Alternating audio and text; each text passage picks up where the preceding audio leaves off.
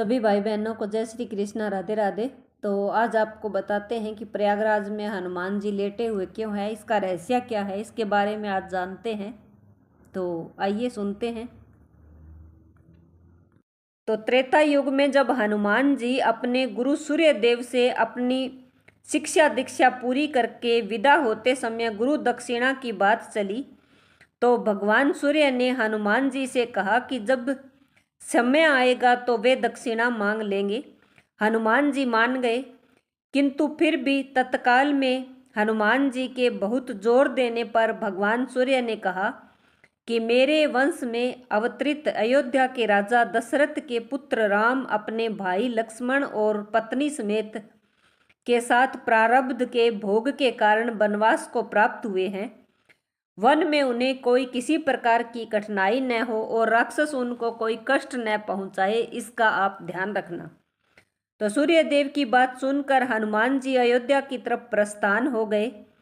भगवान सोचे कि यदि हनुमान ही सब राक्षसों का संहार कर डालेंगे तो मेरे अवतार का उद्देश्य ही समाप्त हो जाएगा।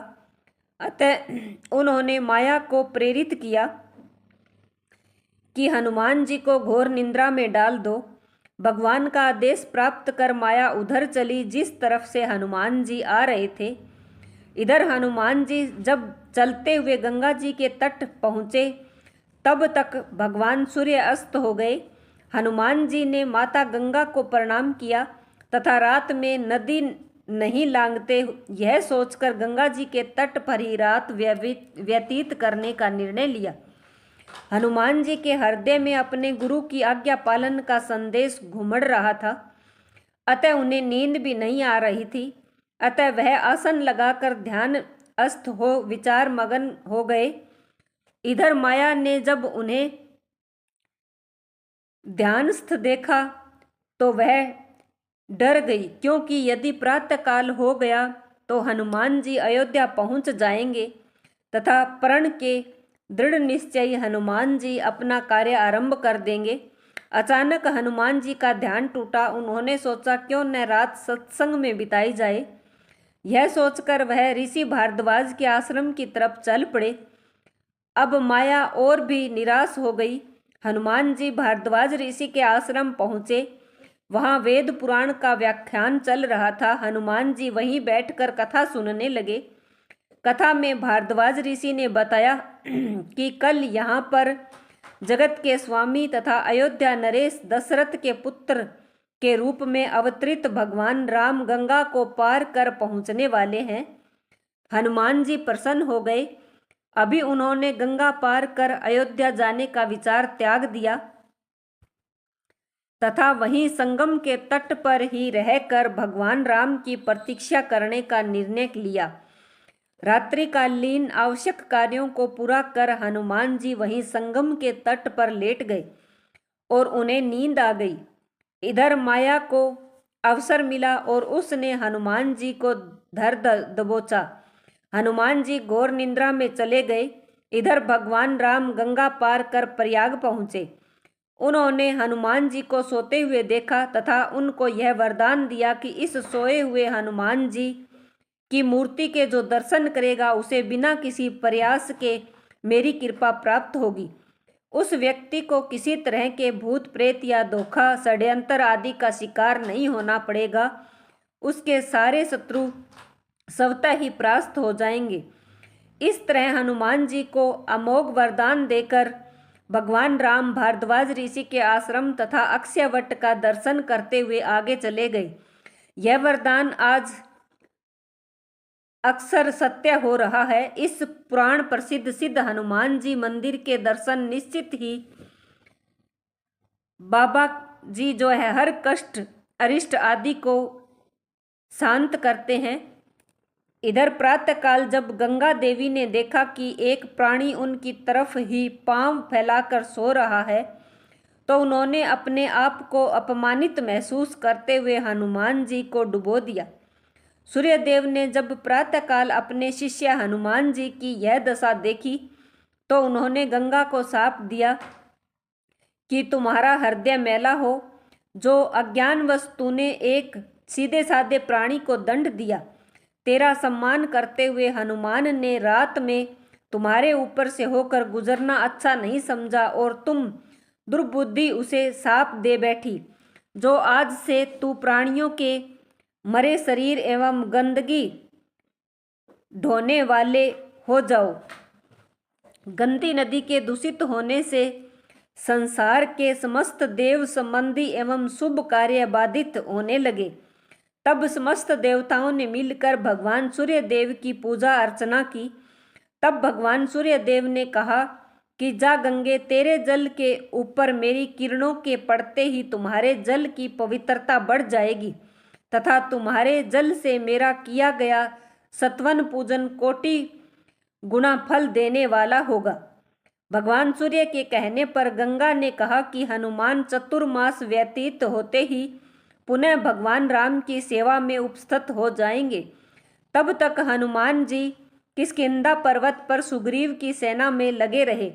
चतुर्मास बीतने पर भगवान राम सीता की खोज करते हुए किष्किंधा पर्वत पर पहुँचे।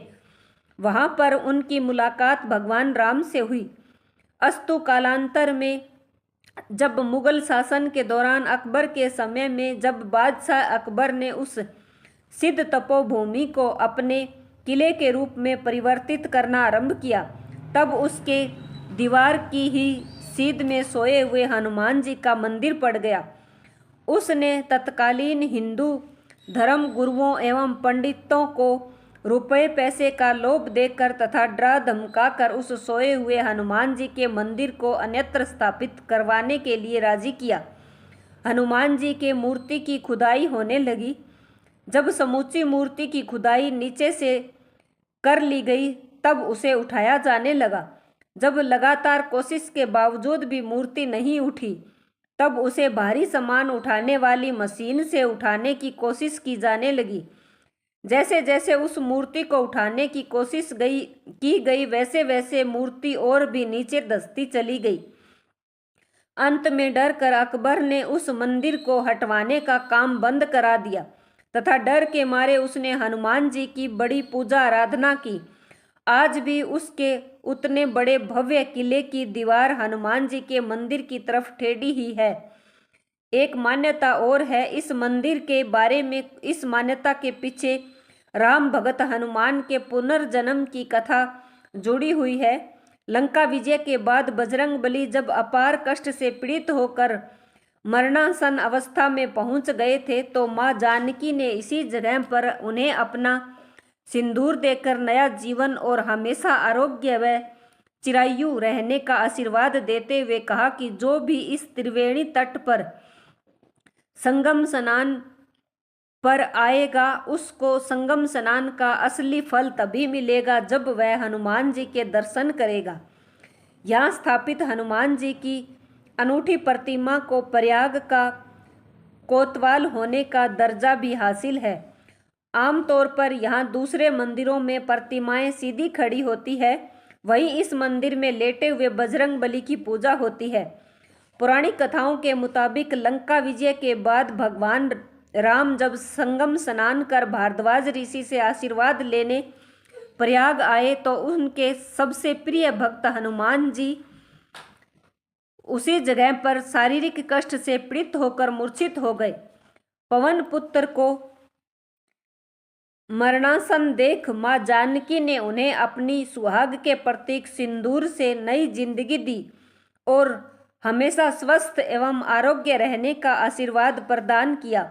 मां जानकी द्वारा सिंदूर से जीवन देने की वजह से ही बजरंगबली को सिंदूर चढ़ाए जाने की परंपरा हुई थी। संगम आने वाले हर एक श्रद्धालु यहाँ सिंदूर चढ़ाने और हनुमान जी के दर्शन करने को जरूर आता है। बजरंगबली के लेटे हुए मंदिर में पूजा अर्चना के लिए यूं तो हर रोज ही देश के कोने कोने से हजारों भक्त आते हैं, लेकिन मंदिर के महंत आनंदगिरी महाराज के अनुसार राष्ट्रपिता महात्मा गांधी के साथ साथ पंडित नेहरू, इंदिरा गांधी, राजीव गांधी, सरदार वल्लभ भाई पटेल और चंद्रशेखर आजाद जैसे तमाम विभूतियों ने अपने सर को यहाँ झुकाया है, पूजन किया है और अपने लिए और अपने देश के लिए मनोकामना भी मांगी है। कहा जाता है कि यहाँ मांगी गई मनोकामना अक्सर पूरी होती है। आरोग्य व अन्य कामनाओं के पूरा होने पर हर मंगलवार और शनिवार को यहाँ मन्नत पूरी होने का झंडा निशान चढ़ने के लिए लोग जुलूस की शक्ल में गाजे बाजे के साथ आते हैं और मंदिर में कदम रखते ही श्रद्धालुओं को अजीब सी सुखद अनुभूति होती है। भक्तों का मानना है कि ऐसे प्रतिमा पूरे विश्व में कहीं मौजूद नहीं है।